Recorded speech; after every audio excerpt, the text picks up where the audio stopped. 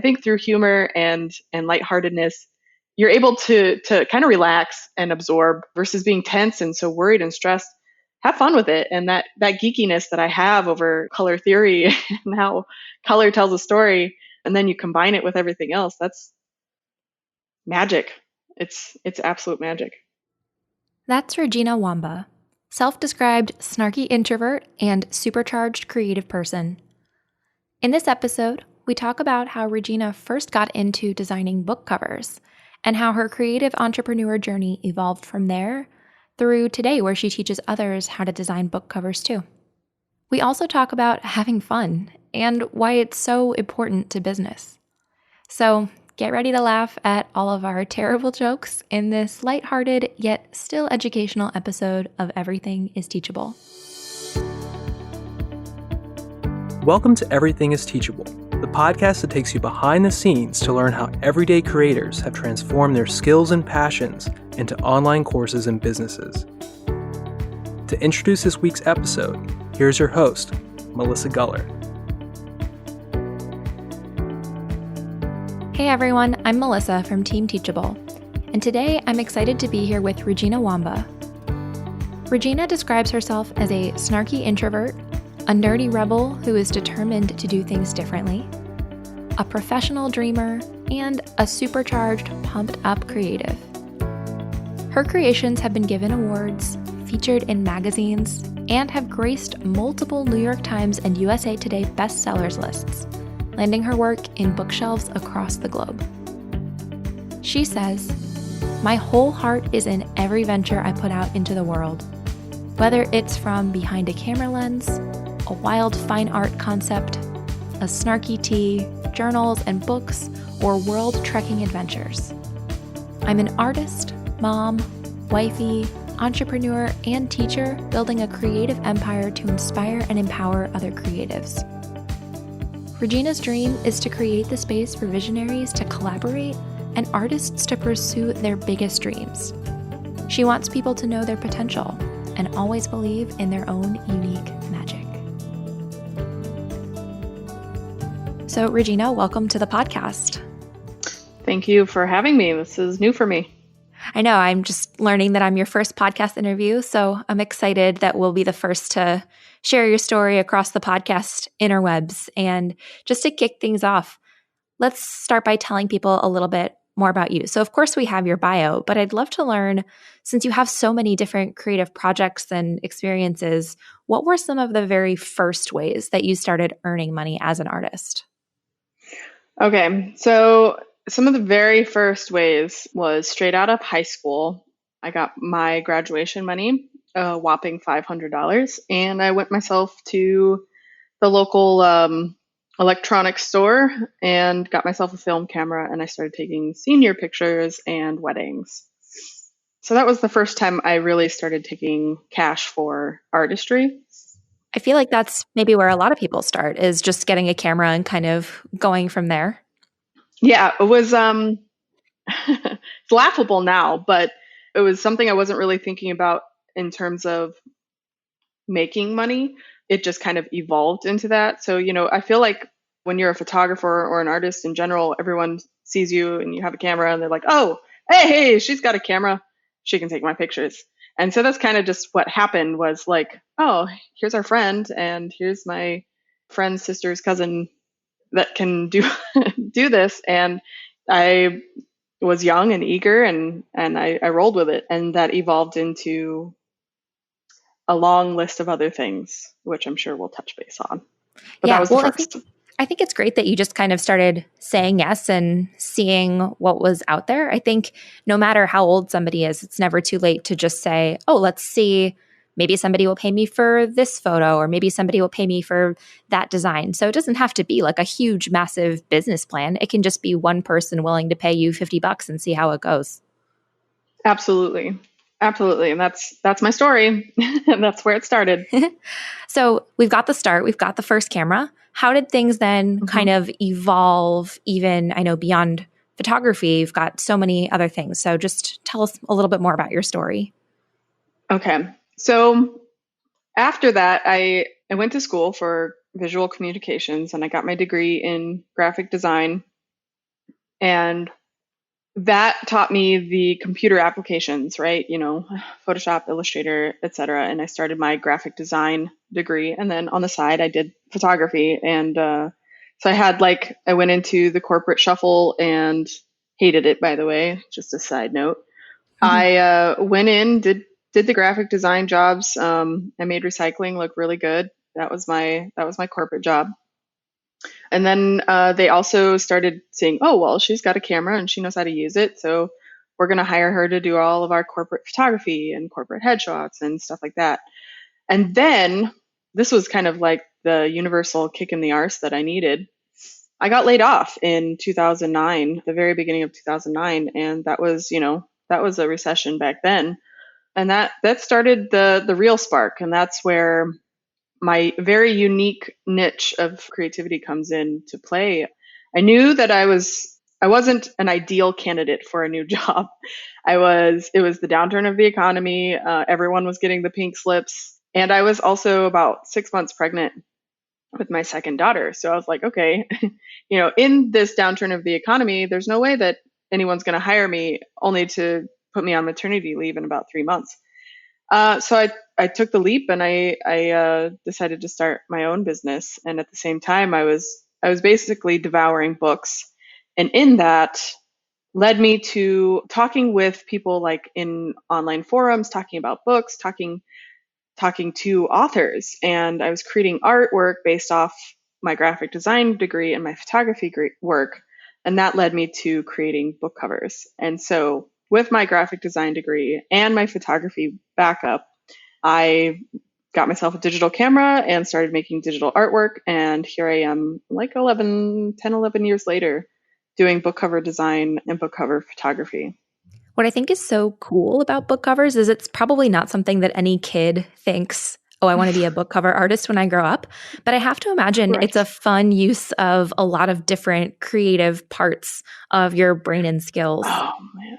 It is, honestly, it's probably one of the funnest things because you're challenged in so many different ways. I've gone from doing historical fiction all the way to romance and fantasy and even like personal self-help books, business and coaching and stuff like that. So there's a whole different, you get challenged in variety, right? So you get, here I need these pictures taken for my personal self-help book, and then I need these pictures taken where she looks like she's wielding magic.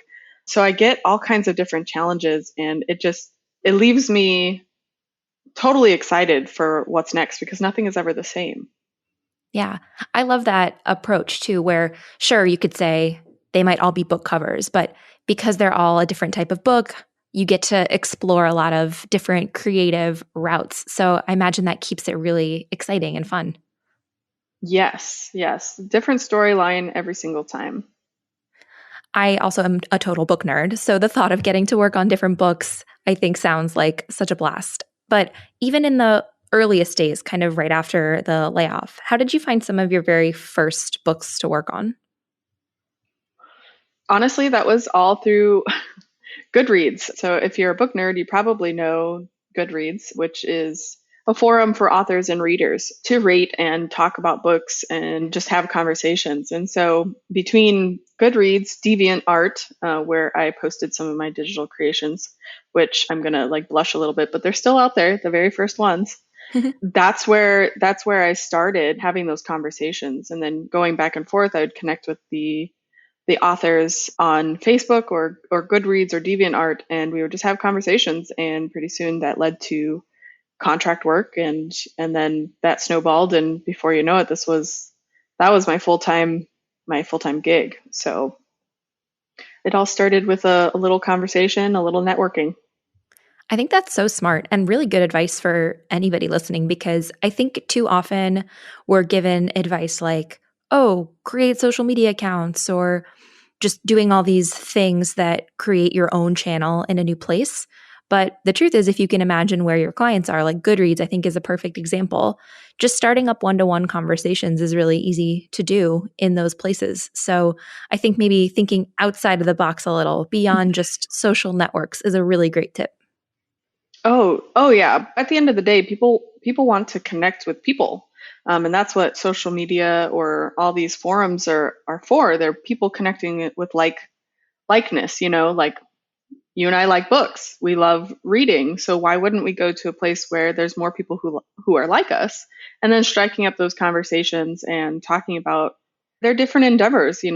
At this time when I was just starting this was self-publishing was actually really, really new. So there was a lot of people who were like, I really want to write a book and I really want to try this. And I was like, well, I would love to read your book because I'm a book nerd. And that conversation started, and then the artistry came in, and it was organic. A lot of people nowadays, they're so concerned about, okay, where do I get my leads, and what social media profiles do I need, and what analytics do I need to have to run? And at the base of things, people just want to connect with people. And if you just strike up conversations and really, really do put your feelers out and talk to people about their interests, you'll find that it happens more organically, I think. I think that's such great advice. And kind of speaking maybe of those organic conversations, you do more than book covers. I know your creativity has lots of different outlets. So can you talk to us a little bit more about just some of the other many things that you're working on that all sound so exciting? Oh, yeah, for sure. Well, my personal artwork, I do fine art photography. So, you know how authors, when they're writing their story, they inspire imagery in your head. Well, I like to do the opposite, where I create an image and that inspires a story for my viewers. So it's almost like I'm the author in a visual form. So that's one thing that I'm doing that I picked up, a few years ago, where I just started taking on personal projects and making my ideas come to life. But then the self-publishing industry has changed so much, and that has widened so far that I decided, while I was more hounded by people and my followers, to really teach people how to do what I do in book cover design. And that led to actually teaching and speaking about the intricacies of book cover design and Photoshop for the self-publishing industry. So for book cover designers or authors who want to learn how to do their own marketing graphics and understand the concepts of branding and mood and color theory, it all kind of makes me geeky. But how to tell a story visually, that's kind of like my role. So along with book cover design and book cover photography, I'm also speaking at author conferences, and I'm also doing fine art photography to just tell a visual story and to help inspire people. I'm coaching and mentoring and teaching courses. And maybe one day I'll have my photo book. I'm, kind of my own worst enemy here, and I can't set a deadline for myself. So I just, one of those things where you kick your own butt. You got to get it done. I think we're all So our I have a own lot of worst different enemies about facets. a lot of things. I know, yeah, we get in our own way a lot. Mm-hmm. But yeah, there's definitely some fire under there to get me moving on my own personal project of getting that photo book done, because I am a visual storyteller, and that's at the root of me. I want to be able to inspire people through visual stories. I love that idea. And I love too that you described your course as like something you feel totally geeky about. And I feel like that's exactly the feeling that you should have about any course or service that you're providing. Like if you don't feel at least a little bit geeky or excited about what you're doing, I feel like you might get bored really quickly. But I hope that everyone feels that way about whether it's art, technology, sports, fitness, like it could be geeky about anything, but I think that's a sign that you're onto something. Oh, definitely. I honestly think that everyone's got their own calling, right? They've all got these little pockets of themselves where they get really geeky and nerdy, and they're like, oh my gosh, you don't even understand. The stock market is just so amazing, and there's so many little things, and I would be looking at you like you're an alien. But the enthusiasm in which you have it, that makes me interested. Like, I want to know what you are so excited about. And that's me. I'm Enthusiastic like, people are amazing. yeah, in my courses, I make it fun. I'm very lighthearted. I'm kind of snarky and sarcastic. So it's definitely not, I try to infuse that humor, because I know that tackling Photoshop and doing these courses and taking this on your own, for someone who doesn't know or understand but wants to know, it can be overwhelming. And so I'm like, okay, it's okay, guys, we're all fools here. we're going to make it humorous and fun, and we're going to do some funny things in here, and we're just going to have fun with it, because I think through humor and lightheartedness, you're able to kind of relax and absorb versus being tense and so worried and stressed. Have fun with it. And that geekiness that I have over color theory and how color tells a story, and then you combine it with everything else, that's magic. It's absolute magic. I love that. So let's talk about your online course a little bit more, because I think there's so much to talk about that our listeners will love. And one thing that you mentioned earlier is that you weren't just teaching a Photoshop course, but Photoshop addicts. You're speaking specifically to people who want to design book covers or even authors. Is that right? Yes. So I have 3 tiers as of now for Photoshop. So I start at the very beginner level. So all of these are targeted to people in the book cover or the book industry. So whether you're an assistant to an author, whether you're a designer or an author yourself, the first tier is very, it's like the very basics of things. Look, there's Photoshop is big, it's intricate, and I really just dumb it down. I'm like, look, you don't need to know about all of these things. Here's what you need to know if you want to make these certain things. And then the second tier is compounding that knowledge and working your way through understanding like different genres and how to build through layers, how to build book covers. And the third tier is really taking on way more of those intricate details and tools so that you can make these grand book covers that you see, on bookshelves. Your goal is to be able to build up to that. So I've literally started at ground zero and worked my way up. So I've got Photoshop badassery. Excuse me if you don't like cussing. I've got the second tier, which is Photoshop wizardry, and then the third one was Photoshop addicts. So I've literally gone and started at the bottom, and I've created addicts. I think that that's so smart and could be applied to anybody who's teaching or even providing services, to, instead of thinking that you've got to just throw it all in one course, to break it down and really meet people where they're at. And I even love the concept of creating addicts. I think that's exactly what we're all trying to do, but you can't just come at them and say, okay, you're an addict right on day one. No, definitely not. You got to work up to an addict level. You got to earn that status. And it's fun because now we're having total, a lot of fun in my Facebook group over the addiction problem that we now have. Well, I want to say too, one of the things I love the most about your whole magical world is the fact that you sound like a real person and you have a real sense of personality about you. Like having wizardry and addicts, like it's not Photoshop 102 and Photoshop 103. And I find it both very refreshing and very fun. It makes me want to get to know you more. Yes, I honestly, like I said, infusing humor is part of how I relate to people. And so when I was thinking about these, for the people who follow me, they already know, like, yeah, we know that I call myself Gina. Regina is snarky and she's kind of sarcastic and humorous. And so I wanted to approach that for people who are coming in who don't know me, to get to know me through these titles. Like, okay, we know that we're going into something that might actually be fun, not Photoshop 101. That sounds like a snooze fest already. So I wouldn't sign up for it. And I like Photoshop. Just the concept of the naming, I think it's something maybe people overlook. Like maybe they assume that they have to name it something very straightforward, or that you have to have very professional sounding copy throughout your website. But I think, in fact, the opposite is true, that if you write copy that sounds more like you, sounds like a human, whether you're very funny or free-spirited or snarky, like you said, or maybe you have just a super dry sense of humor, I think letting that show through is so important. And I think you'll find more of the right customers that way too. Oh, 100%. Copy is everything, especially when, they can't meet you face to face. So what they get is what you put out, right? So if you have dry copy and then you have a wonderful, approachable demeanor, in your videos or in your course, they're gonna be like, "What?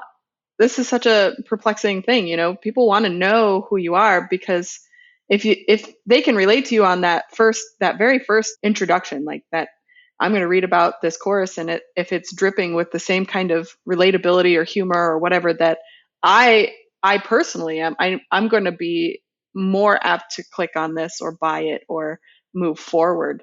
But if you're going to make it boring and kind of, so professional that there's no fun about it, people want to have fun even when they're learning something new. I feel like it makes it harder to relate to the person behind it. Totally. And I think people like fun. I mean, maybe that sounds obvious, but in the world of online business, I don't think we get to talk about fun very often.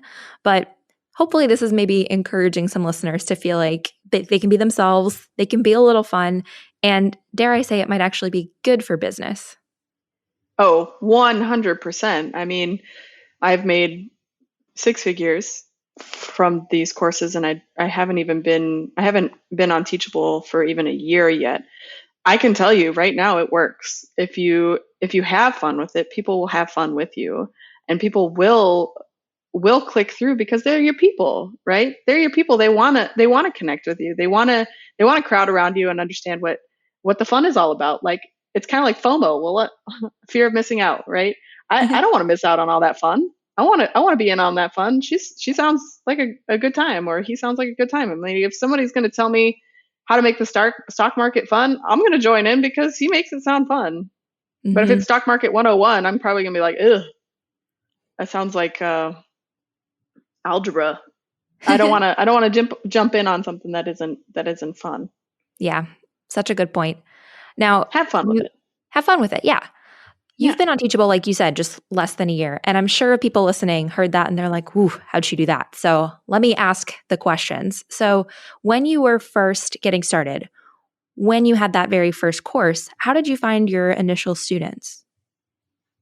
I mean, I've been in business for 10 years. So I had a base of people who were following me, who were also asking me, like, would you ever consider doing teaching? Would you ever consider doing mentoring? And then, slowly but surely, like, the universe was telling me, hey, here's a speaking gig where you can come teach people, and so on and so forth. So I had a base because I'd been in business for quite a long time before digital courses really even started to come about and take shape. But that kind of goes back to the first conversation about connecting with like-minded people and having conversations. That's how I got my base of customers, was by having conversations and relating to people and being friendly and relatable first. I think that's super important, especially in a world of like the internet where we've already been talking about being a real person and having fun. But I think it's often easy to forget that we are talking directly to humans and not just, followers or email subscribers. And building up those relationships is so important. And I think the fact that you built a course and people were asking you about it is such a strong indicator. And I actually find it very refreshing that you had been in business for a while and it's not like this just happened overnight. I think it's maybe a more truer story for most course creators to realize that there's been a lot of groundwork. There's been one-on-one work, or there's been a whole online business going, or maybe building up a following somewhere where you're providing really amazing content on a blog or something. And I don't know, I personally think it's really refreshing to hear that it didn't just happen overnight. I think it's more real. Yeah, it definitely took time to build the business and make those connections and really strive for the excellence that I would want in return from a service provider. So, my goals are to make people happy and to make sellable art, because in book cover design world, the book cover is the first thing that people see. So it's, there's a lot of information that I've built up, and the connections I've made and the reviews I've collected to make a sustainable business before I launched courses. Now, I could have launched these courses 5 years ago, but I didn't know about digital courses. That just kind of came about in the last 3 years or so, is when you start hearing about them.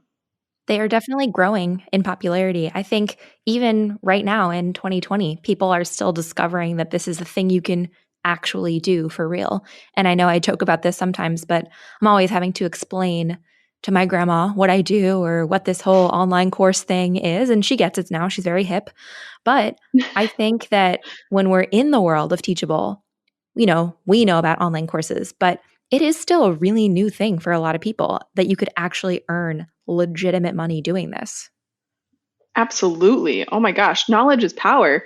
And if I feel like sharing that knowledge is such an important thing, right? Because when you're young and you're eager, you want to learn. You want to let me just absorb everything. And you know what? I can't even say young and eager. I just say eager. It doesn't matter the age. Because I can tell you right now, I still invest in courses. I still invest in learning from peers or from people that I want to learn from. And so that knowledge, the people that are actually doing the courses and sharing their knowledge, I feel like they're empowering more people to step up and share their knowledge as well. On one end, you're helping students or people who want to learn, and then on the other side, you're also earning money and supporting your family. Mm-hmm. It's such a win-win, I think. And maybe for people who are hesitant about the world of selling, perhaps, I think it's easy to see selling as a one-sided thing. You get money, but in a good service provider relationship or with a great online course, hopefully the student is actually getting way more out of it than you are. They're getting to learn something, they're getting a new skill or some kind of transformation. I mean, money is great, but that kind of power could really help, in some cases change their lives. Oh, absolutely. I can tell you right now that I have many students who've gone through my courses and have come out and been able to sell their artwork and made their initial investment on my course threefold, tenfold. So not only am I teaching and helping myself, but I'm also helping those businesses with their family and with their business and excelling their goals and dreams.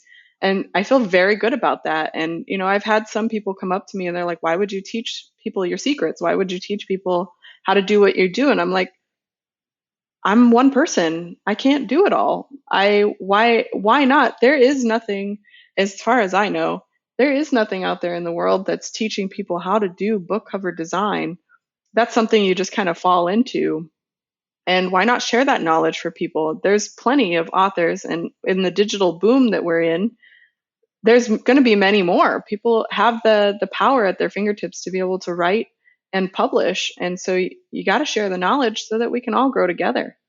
Mm-hmm. I love what you said too, that people may question, why would you teach someone your secrets? And I wonder if that's something that some listeners have worried about, like, oh, if I teach them everything I know, will that put me out of business? But just based on the sheer volume of creators using Teachable, it seems like more knowledge only leads to more for everyone, more for the student, more for the creator. And I think we found that it's not so much that the info is secret. Like, imagine how many people, I don't know, teach yoga. Yoga is no secret, but it's the way that the Right. teacher presents the info. It's their personality. It's the fact that you love learning from them. And so everyone has their own unique spin. Or with you, the fact that you weren't just teaching Photoshop to anyone, that you're teaching to a really specific audience. I think those are the things that'll set people apart. Yeah, absolutely. It goes back down to that personality.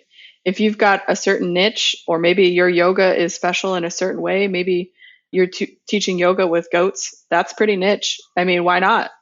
Teach them, infuse it, laugh, have a good time. And that's going to be, I mean, I'll tell you right now, I'm interested in yoga with goats. I would be down for that. So if someone's teaching it and I can get my hands on some goats, why not? Dude, You same. know? Goat yoga, like if goat yoga can exist, you can do anything, people. And actually, Absolutely. one of our early popular episodes of this podcast is with Deborah Neiman, who teaches people how to raise goats, and she's earning a full-time living doing that. And I love her because she's an absolutely wonderful human. But just to me, the fact that you can teach people how to raise goats and you can earn money, to me, that says you can teach anything in any way that Anything. you want. So Absolutely. And I look, just love that. she's raising goats and teaching people how to do the same, and she's not worried about competition because she's in her world raising her goats and teaching other people how to do the same and making a living from it. I mean, that's incredible. Absolutely Mhm. incredible. And it shows you that anything is teachable. Everything is teachable. Yeah, I could plenty of teach goats to people go how around. to, yeah, definitely. I mean, more power to you. If you know something, you should share it. Yeah, love that. Now, before we start talking about maybe some other business questions, I do want to talk a bit about course strategy. So, something that I know is true about one of your courses right now is that it's not always open for enrollment. So, there's a wait list going on. So, can you talk a little bit more about the strategy that you use there? Yeah, so we tested both full open and we did an open close. And so I had started with an open close, and that did really, really well. I was actually honestly very shocked at how well I did, and that's how I won the Teachable award. I didn't know I was signing up for the Creators Challenge, but I did win that because it did so well. So I did an open and close, and that strategy seems to work better for me.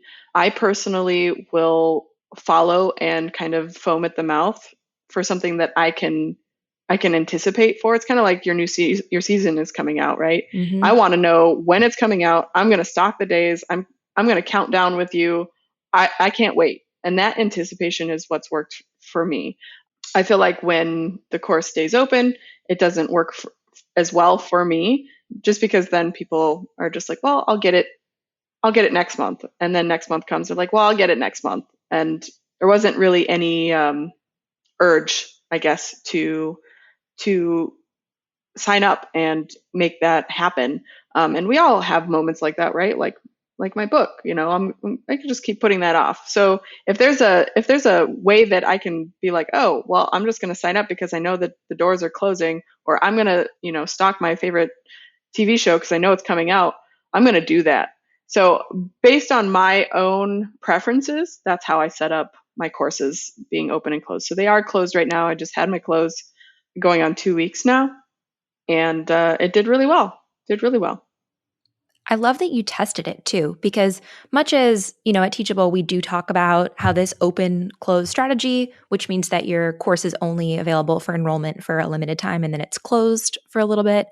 We've seen that Mhm. work time and time again. It's a proven strategy. But I also think as an online business owner, half of the fun is just getting to test and see what works for your own audience because you know them best and you never know. It could have been true that having it available all the time may have worked.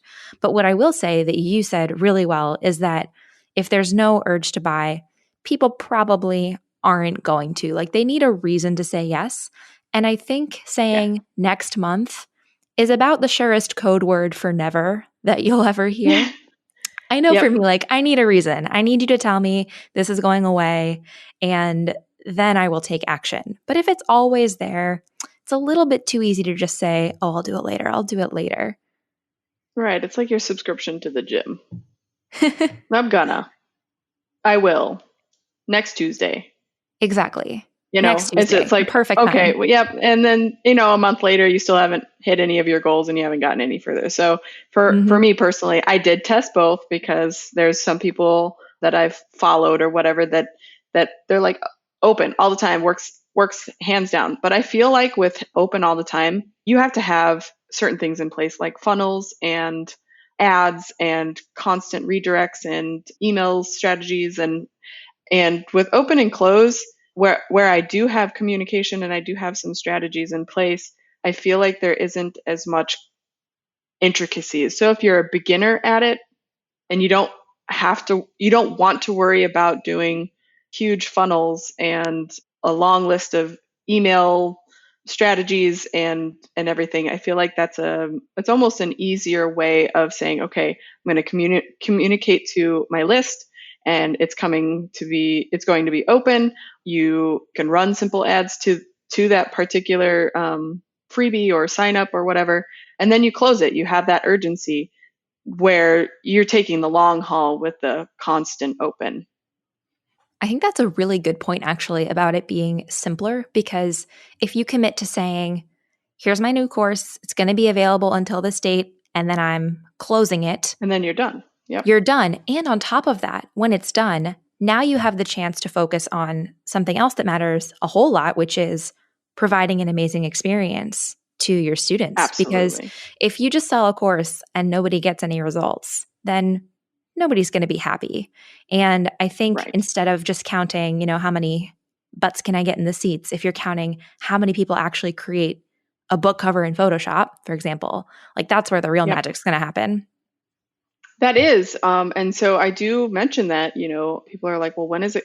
Here's the thing now is like I get emails and messages asking me when I'm going to open it again. I really wanted to get in. When is it going to be open again? I can't wait to get in. Where's the list I can sign up for? So I personally close it so that I can focus on, because I have a Facebook group where they can come in and they can get feedback and help. And I want to be able to be there for people. So just like my business, I want to make sure that people leave with a good experience. And on top of that, like if you're going to buy a course and you want to learn something so desperately and you've invested this money, you want to come out feeling like a rock star, right? You want to walk out like in the cinemas and the hair's blowing and the explosions are behind you and you're just feeling like a total kick-ass person. I just learned all this stuff and I feel fantastic. You want to walk out with that excitement. And that's how I want people to feel. So giving myself the space to be able to do that and say, here's how I would help you in this, or take a look at this. I'm able to coach a little bit more. It's not one-on-one coaching, but at least being able to come in with tips and tricks and a little bit more conversation versus, just filling up the stadium. That's a powerful analogy. Don't want to just fill up a stadium. You want people to walk out and do the like fist bump at the end of the Breakfast Club kind of a vibe. Yeah, That's how they yeah, should feel at the end of absolutely. your course. That's what I'm talking about. I do want to ask one more question about your Facebook group, Yes. which is, I think the concept of community is becoming really important for courses where it's not just about videos and downloads, but actual engagement, interaction. So what does your community look like for students and how do you kind of keep the conversation going there?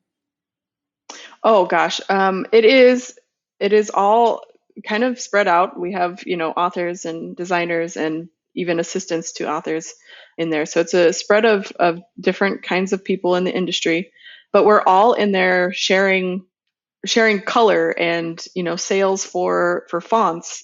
And so through this community, we're creating these wizards and these addicts, and we're empowering people to look at the industry, build on the knowledge that they've been doing in the course, and cheering them on when they've figured something out. And then of course there's always the technical issues when people are like, well, I can't get my brush to work. And I'm like, try this. And they're like, oh my God, you're the best thing ever. I couldn't figure that out. I spent days. I want to be able to get in there. And same with everybody else who's taken the course. They're able to step in when I'm not available. They'll be like, oh, you've got to try this. Oh, you have to try this. Oh, I really love this. Great job. So it's an empowering community of a range of people who are just having fun, getting feedback, and being vulnerable, because doing something that you're not used to doing, it makes you scared and timid. So being in a community where you actually feel safe to share is a huge part of wanting this whole course thing to work. I want it to all cycle and bleed together as one. Mm-hmm. I love hearing you talk about your community because I think it really just drives home the fact that the course might have a start and an end, but there are probably always going to be questions and you'll keep learning. And the value of not just your expertise, but other people in your shoes or other experts is not just like invaluably helpful, but also must feel super empowering and inspirational to be a part of. Absolutely, absolutely. And it's not a stadium. It's a small stadium of people, but it's still a community of people who really just want to help each other. Kind of like lift as you climb. Love that. And I think that the size of the room matters less than the people in the room. So even if you only have Absolutely. 5 dope people, you've got a great room to be in. And that's far better than a room of even 100 with only 5 great people. So I think community in particular is definitely a quality game, not a quantity game. I've always been about the quality, not the Mhm. quantity. You could have 500,000 quality leads, but you only get 50. You only close 50, and those 50 are going to be your game changers. Yeah. They're the ones that are going to root you on. They're going to be your super fans. Yeah. And super fans, I think, are so important because if you don't have any super fans, I think that might be a good area of focus for anybody earlier in your business, because even just getting one or two people to get to that result is going to be a game changer for your business. Not just because you have a testimonial, Absolutely. but you've got like proof that it works and you've got somebody talking about you. And I think that that's way more important than trying to get a few more leads in your funnel. Absolutely. 100%. So, kind of along the same lines, as we start to wrap up, I'm curious, are there any misconceptions that you think people have about your work or your business? Like, what do they think you're doing versus what you're actually doing? That is a good question. I like to ask because I think the world of running an online business or even having a course is a bit of a mystery to a lot of people. They don't know anybody who's done it. And it seems like, could it be even possible that I could do something like that? So maybe if you don't have like a misconception, just a peek into what does your day look like or what does work look like for you? Sure. Like I have one of those crazy brains that are constantly moving, and boredom doesn't sit well with me. So I constantly have my hand in a pot. But a day-to-day thing for me is making sure that all of my clients are taken care of, my personal clients, the ones that I'm actually creating for, and then breaking up my day by project, setting time aside for that communication and that connection, setting time for my own business and personal goals. And if it's not daily, it's at least weekly. And then on top of that, making small task lists. I'm a list person. There's a lot of creatives that are probably saying, "Yep, love my lists." I love lists. So I'll be able to break up my day into categories and really work making sure that I get that quality versus quantity. I want to make sure that my clients feel like they just had an amazing spa day. They feel great. They're flipping their hair. They're walking out all shiny, and they're just so excited about where they've ended up through their process with me. And then making sure that my communication through social media and everything is engaged and it's quality, and I'm having conversation and cheering people on. And then connecting with my students, people who are in need of guidance, and that's what they've signed up for, is that guidance. So they've signed up to learn, but they've also signed up for help. They're not going to get everything, and that's okay, because when you're learning something new, you're going to have questions, and so I want to be there. So I just break up my day per category. And so with all the different businesses I run and the different facets of me, I just break them up per category and give each one a little bit of time. And on top of that, now I'm homeschooling kids, so it's definitely a full day, and it's definitely taken some things and put them to the back burner. But you got to find balance where you can. I think that's such a helpful piece of advice, and thinking about different categories is something that any of us could try when we're thinking about our days. And I noticed too that so many of the tasks that you mentioned are about relating to people, whether it's your students or your clients, and just being really present with them. And I think that's such a great point too, that it's not just about like checking off items and doing things, but also checking in with humans and seeing how people are doing and making sure that they feel taken care of. It's a sign of a great service provider and a great teacher too. Yeah, absolutely. Yeah, if you just take a little bit of time every day, sit down, answer the emails or the phone calls, and make sure that you put people at ease, because when they hire someone, right, they're always going to have hesitation. And so you want to make sure that there is no hesitation, that they feel good, you feel good, and everyone's on the same page. So if you're investing in something, you want to feel good about your investment. You want to feel good about your purchase. And so that's where I step in and be like, we got you, I got you, and we're going to make awesome together. And And that's how I approach basically anything where it's anyone besides myself, whether I'm photographing a model and we're creating art, or I'm doing a client shoot, or I'm creating these courses. I have to think outside of myself. How are we going to create magic together? And what does that involve on my part to make sure that they feel like that fist bump, feel awesome at the end of it.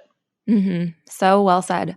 Well, I am definitely feeling awesome coming out of this interview, and I hope that our listeners are too. And if they do want to keep in touch or learn more about you, where can they find out more?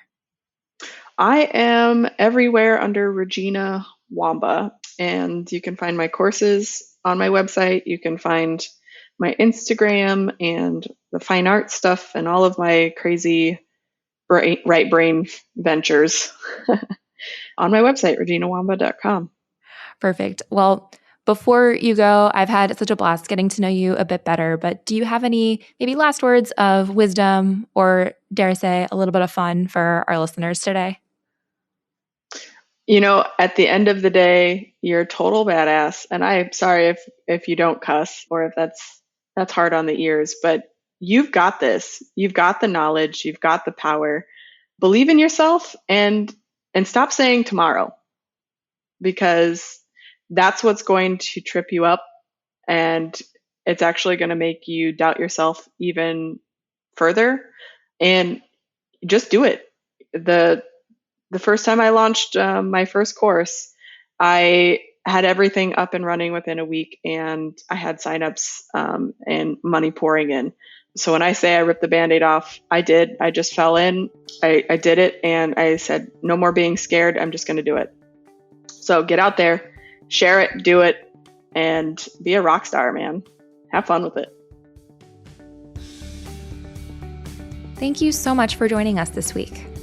You can learn more about Regina and Teachable in the show notes at teachable.com/EIT23.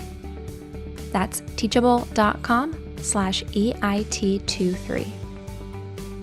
Before you go, make sure you subscribe to our podcast so you can receive new episodes right when they're released. You can either subscribe right in your favorite podcast listening app, or you can sign up for email alerts at teachable.com/podcast. And if you are enjoying the show, I hope you'll let us know. We love reading through your reviews in Apple Podcasts, and if you have a minute to spare, we'd love to read yours too. On behalf of Team Teachable, we hope you enjoyed this episode about running a business, but still having a little fun with Regina Wamba. We'll see you in the next episode of Everything is Teachable. This podcast is produced by Teachable, where our mission is to empower creators to transform their knowledge into income. To date, we've helped over 80,000 online business owners build and sell their online courses. And together, they've earned over $500 million and reached over 20 million students. To learn more or to start creating your own online courses for free, visit teachable.com.